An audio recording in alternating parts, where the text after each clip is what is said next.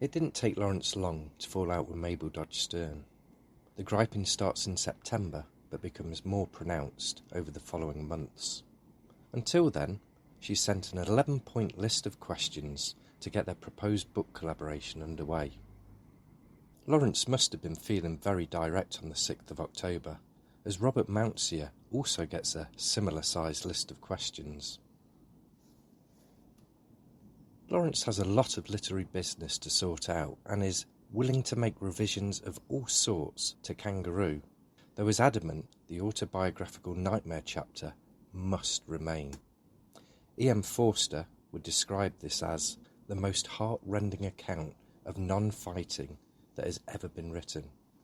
There's ownership rights over sons and lovers to deal with, an article written against the Bursum Land Bill, and he writes his first poem in America, Eagle in New Mexico, which will be added to Birds, Beasts and Flowers.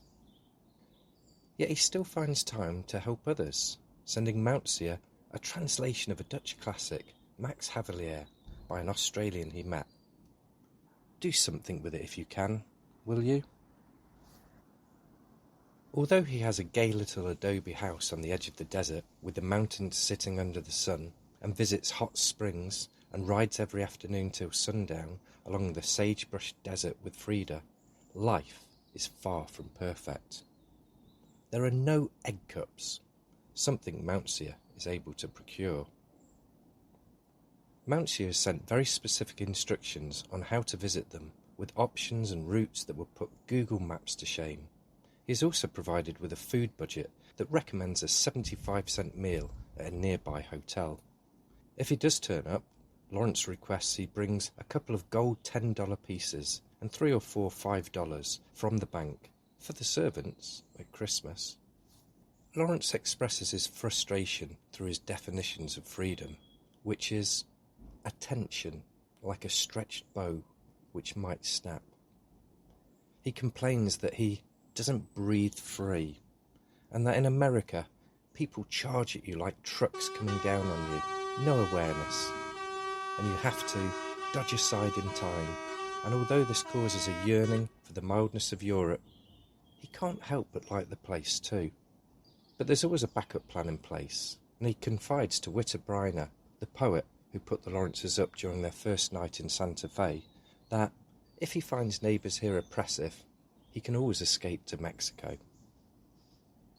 October brings sad news. On the 5th of October, Sally Hopkin died and will be buried down Church Street in Eastwood, near his own family. He offers his condolences to his good friend Willie Hopkin, while acknowledging one uses words to cover up a crying inside one. It is also at the end of the month that he begins plans to move further away from Mabel Dodge Stern, who arranges one too much. He won't be bullied, even by kindness. But it is her kindness that enables a possible escape, in the form of the Kiowa Ranch, roughly 20 miles away. It's in a pretty bad state, but can be remedied with a bit of love and hard graft, and possibly transformed into a central farm. Could this be the Rananim he had been dreaming of?